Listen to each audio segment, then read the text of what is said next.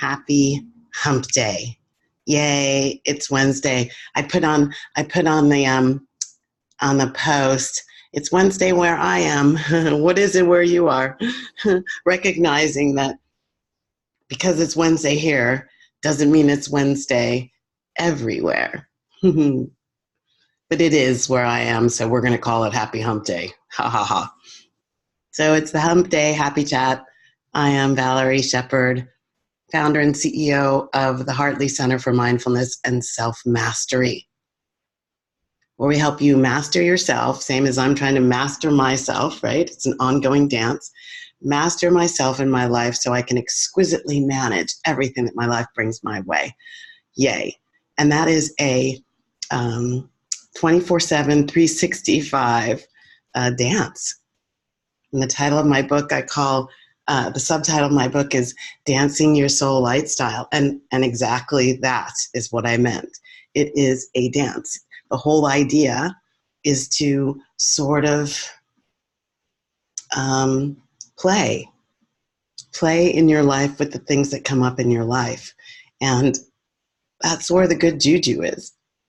That's where the good juju that helps you with your self-awareness. And when you're practiced your self-acceptance, and when you go deeper into that, your self-love can grow. And believe it or not, when you really get deep in this stuff, you will find that your ability to love yourself through any situation that is showing up in your life is all your life is giving you an opportunity to do. And yeah, so that means there are some great situations and some really, really raunchy ones. And still, can I love myself? Can I trust myself? Can I allow myself to bring the best of myself into this current moment? Juicy and delicious, and quite a dance, quite a journey. And I think it's a journey until the day you decide to cross over to a different realm. And it's not a once and you're done thing for me and for my clients and my students. We are practitioners. We are in the mastery dance, which means keep growing, keep going deeper into the true consciousness of who I am and go higher into the highest version of myself. Yay. So welcome. Today is a part 2 Hump Day Happy Chat. Today we are talking about the part 2 of the equation that we started last week. Greetings. Thank you for joining. Yes, this is the countervailing wind of trust. Today we're talking about control. Why can't I control this? Have you ever been called a control freak? I never used to think I was a control freak. Let's start that again. I never used to think I was a control freak, but I am. I have been. And I would suggest, last time I said, in the trust segment, I said, everybody has trust issues. It's not whether you have them or not, it's what are they? And I would also suggest that we all are control freaks. And the question is when, right? When does my control or need to control like take me over and clamp down on what's going on? What are those situations? Am I aware that I'm doing it? So control is a natural part of the dance with trust. You could say it's the opposing effect, right? So when you have high trust in a situation, you may have your lowest need for control. When you have your lowest level of trust in a situation, your level of need for control may really go up. And in some circumstances, like I said, it's never an either or equation. It's always working in harmony, right? They work in harmony as forces. And there are absolutely times and situations where you have to choose to do one or the other in a little bit different of conscious effect with each other. But the question isn't are you doing it, right? If we say this is definitely happening. So the question is, are you aware of when you're doing it, how you're doing it, and why you're doing it?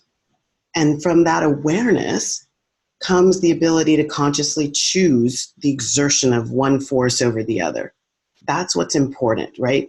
We're not calling it bad or wrong that I have trust issues.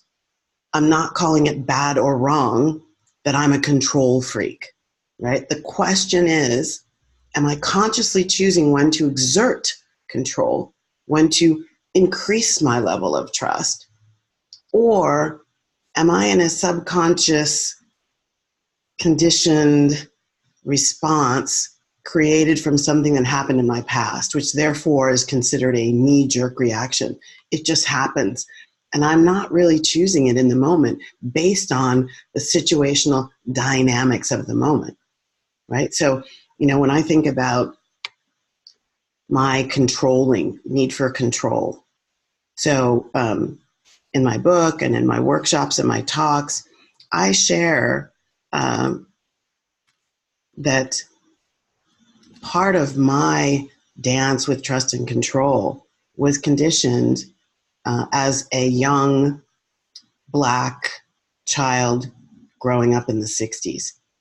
And whether you think the world has changed radically from a racial understanding or racial interactive perspective, or you don't, doesn't really matter. The point is, when I talk about knee-jerk reactions, mine were created a lot having to do with the color of my skin and having to control situations so that I didn't automatically get a ding, right? I had to control the way I looked. I had to talk articulately. I had to be buttoned up. I had to control as much as I could whatever would be your impression or interpretation of me in order to give myself not even an advantage, right? It wasn't even an advantage then. It was just like as much of a fair shake as possible, because I had an interpretation that people were judging me already negatively just by looking at me before I opened my mouth, before I did anything. It was always and that's part of where my low level of trust in situational dynamics and high need for control came from. So they keep playing out though, right? In teamwork, I try to control situations. Maybe even with my clients, I might push them too hard, wanting like trying to control their journey on their transformation to make it the highest journey possible. That's actually a love response. It's not an ego response. I'm actually working with my students in the same way.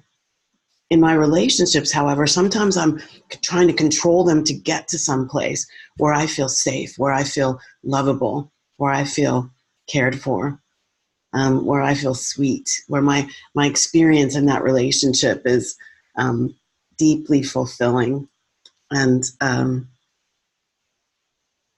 caring and nurturing, and that I feel whole and happy and loved. It really boils down to feeling loved, lovable. I know that about myself now. I didn't know that in the past, right? That's what I'm looking for and trying to drive the situation into showing me that. Have you ever said, if you loved me, you would or you wouldn't? That's a controlling statement toward, I need to know that I am loved. I need to know that I am loved. So this dance is about past hurts and pains that haven't been resolved. Past hurts and pains that haven't been resolved. So whether that's fear of betrayal, whether that's they humiliated me or I felt humiliated, being taken advantage of, manipulated, shown up, questioned, like it's the same energy that we talked about in the trust video. If you haven't watched it, I encourage you to go watch that video. The same kinds of energies. And so in the control dance, right, we're looking for control. If we lovingly look at it and accept that that's where I am, I'm needing to control this. I accept this about myself. There's a control element here. It's a natural defense mechanism. It's a natural way that I make sure that, or I think I make sure that you see me a certain way. Control, that I make sure it happens a certain way, which is part of how my brilliance is offered to the world and how I want the world to interpret and experience and accept and champion and be an advocate of my brilliance. So natural defense mechanism, okay, cool. Let's just understand it, right? Understand, what am I doing? Why am I doing this? And in understanding it, that's the self-awareness part of self-mastery. In the understanding it and the acceptance of it, how can I shift it? Like what's there to shift? What's there to transform? Where's the juicy goodness that can shift for me? So the question you would ask yourself is, why do I need to control? Not necessarily universally, that's too big. But in this situation, take a situation, even if you're looking at it in hindsight, right? Retrospective analysis. What's the situational dynamic that made me believe I needed to control? So often control is an escape avoidance behavior. It's not completely running away, but it's taking yourself out of what might happen by controlling what does happen. It's taking yourself out of what might happen by controlling what does happen. So you can ask yourself, what am I avoiding? What am I trying to escape? So am I avoiding, for some people, being still and doing nothing? I talk about, sometimes my clients talk to me about the transformation in their life, bringing them this deep level of peace, and then they freak out subconsciously, right? They don't understand where the peace, like what to do. What do I do in peace? I haven't had it. And so the unknown often triggers a safety response. I need to get back to safety. And safety was where things were kind of chaotic, but at least I knew how to handle them. You might have heard this statement, the platitude, better the devil you know versus the devil you don't, right? At least I know how to handle that devil. But it's not really serving us to retreat into safety that is filled with chaos. So am I avoiding learning, teaching myself, growing in my ability to be still and do nothing? Am I trying to avoid the fact that I don't really feel so good or smart or capable or brilliant in my life because I really don't know what I want and I don't know how to get it? I don't know what I want and I don't know how to get it. So I retreat into doing what I don't want to do.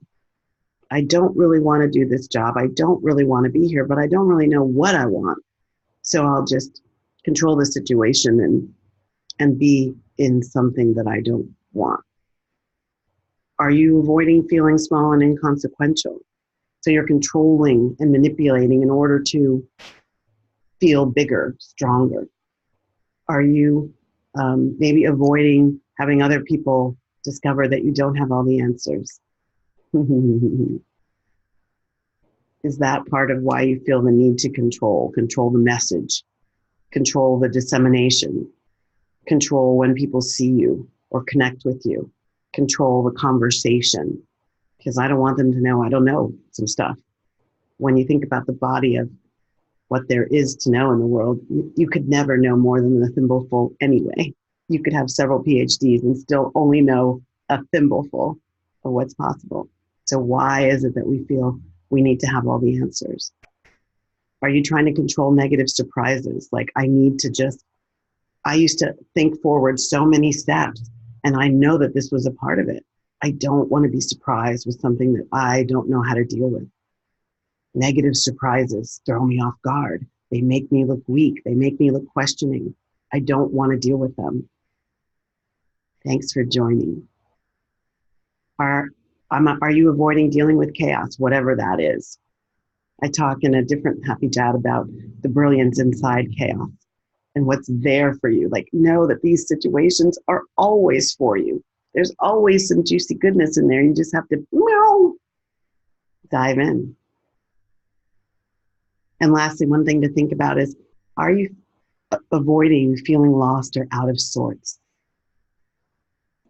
Lost or out of sorts. That's a really big discomfortable feeling for me. Like, Right now, I'm even in the middle of a transition, and there's some dynamics going on in the family that we even qualify as family emergency. And even in the midst of that, there's this, okay, I'm feeling a little bit untethered.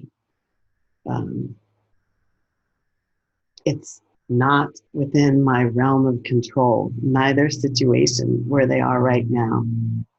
In the midst of the void, I know that what was is not going to be the same, and what is, what I so very deeply am desiring, I can't control whether it comes to fruition or not.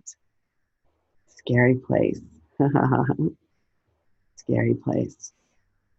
And fertile ground. Fertile ground.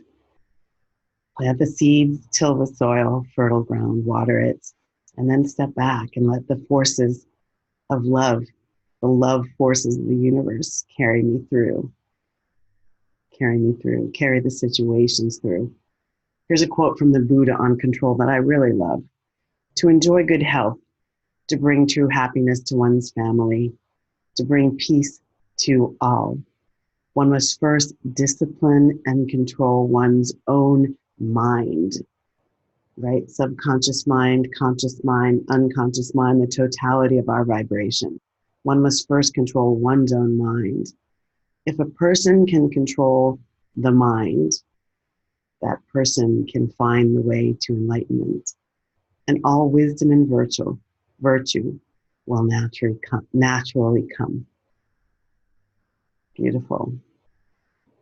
So how do you shift? And not a monumental forever shift of, I don't want to control anything, because that's not what we're talking about.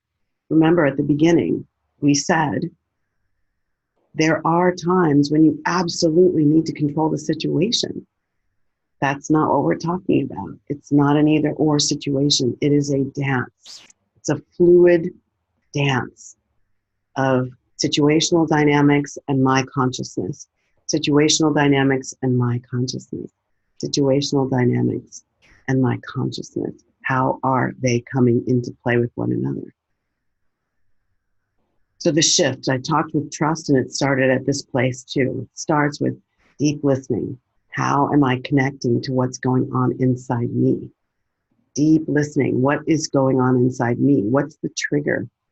What am I trying to control? And is it really about this moment or the situational dynamics in this moment? Or has today's situation triggered some fears from my past, and they're coming right in like a wave over the back of my shoulders, and they're just boom, or a wave smashing me from the front, and I'm trying to hold my own. So deep listening, deep analysis of whether in this moment, what am I trying to control and why? Where is it really coming from? When you're not really sure, this is a wisdom from my mother, beautiful Loretta Shepherd Hurst, and my grandmother, Carrie Young. When in doubt, don't. Like when you really aren't sure, maybe a split second of waiting. What's in that fertile ground of the gap? Mining the gap. Mining the gap. M-I-N-I-N-G, mining it like a miner looking for gold. What is in the gap? And can I mine that for some more peace? 1 more minute, 30 more seconds. Can I take a pause, a breath before the knee jerk of, I have to do this, I have to say that, I can't let them do that, I can't let them say that. What's the pause? Positivity pauses is another Hump Day Happy Chat you might enjoy about the beauty inside a pause that can give you some fortification to take a pause in this dance. And then a big C word for control, a big C word, curiosity. I brought this up in the trust one as well, curiosity. A curiosity around what wants to unfold and how does it give me an opportunity to learn something different in the situational dynamic, and how does it give me an opportunity to be a different me so I might learn something about me and how I'm doing me in my life? Like that's where the true growth, the true blessing of life comes from in the journey. Like how am I doing me in my life that's different? That's the only way my life is going to be different. I have to be different as the liver of my life. The liver of my life. I have to be different with the choices that I make. So what's the curiosity? How can you be more curious in a situation, in that pause to, hey, what happens if I do nothing? What happens if I change it to this? What's my response rather than my reaction? And the pause and the curiosity give birth to that opportunity, the response rather than the reaction. And then focus on contribution rather than control, another C word. How can I contribute my wisdom, my expertise, my talents in collaboration, another C word, collaboration with others to improve the final outcome? If I give up a little control, raise my trust, collaborate in a place of genuine wanting to contribute rather than control, what might happen? This is the beauty of the team is more than the one. This is a hard dance for me sometimes, especially when I'm called the team leader and I feel like there's a lot of risk in my rep, so to speak, my reputation as a leader is on the line. This is the one that I'm really, working hard on. This control part of how do you see me? How am I being? So this whole part of the dance is, to me, where the champagne toast lies, like where I can really go, wow, man, I really improved today, even if it's only one iota. So what's my contribution to us instead of how do I control you so that I can feel better, feel safer, feel awesome. So in control, the most important thing is that you explore the roots of your equation. So I know for me, my equation would look like control equals security, which equals happiness. When I feel secure, I'm safe, and then I have the highest opportunity for happiness. That was my old equation. My new equation is still forming. I'm still dancing with it. It's more about when I am curious enough to play in a dance of harmony and co-creation, right? Co-creation with the divine, co-creation with the team. In the dance of co-creation, I may have my security levels go down and my happiness levels go up because I'm in the organic creation process and working from my highest and true self and not my low vibration, fear-based self. Fear is a natural part of life. It's not good, bad, right, or wrong. There are just times when responding in fear to control fear is not serving you. It's definitely not serving me. So once you do the exploration of your equation, then it's all about making a conscious choice to transform that which is no longer serving you. That which is no longer serving you. Isn't that fun? So that's it. The why can't I control this question can soften into the what made me think I needed to control it anyways, and how can I contribute the best of myself in order to serve myself and serve others in the here and now moment. Thank you for joining. Thank you for watching today's Hump Day Happy Chat. I hope you're getting some juju, some life juju from these little segments that help you create the life that you really love living. That's my mission and vision on the planet, that you are returned to the deepest and highest version of yourself, and that we all get to live in love and light. Many blessings. Thank you for joining. I'd love to know your comments. If something's like boing triggers you as you watch, please put a comment in there. I'll respond. And I'd love it if you would share. and help create a ripple effect. I know that each one of us has at least one person who is looking for something to open up some light space and some lightness of being in their experience. So sharing allows them an opportunity.